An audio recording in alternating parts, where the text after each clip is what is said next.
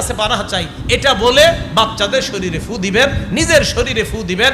আল্লাহর নবী হাসান হুসাইনের শরীরে ফু দিতেন আর বলতেন, ইব্রাহিম নবী অবিকল এই দোয়াটা পরে ইসমাইল এবং ইসহাক নবীকে ফু দিতেন। আউযু বিকালিমাতিল্লাহ, বুখারী শরীফের বর্ণনা 3371 নম্বর হাদিস। আউযু বিকালিমাতিল্লাহি তাম্মা মিন কুল্লি শাইতানিন হাম্মা ওয়া মিন কুল্লি আইনিন লাম্মা। এই হলো দোয়াটা। আল্লাহ আমাদের সকলকে আমল করার তৌফিক দান করেন।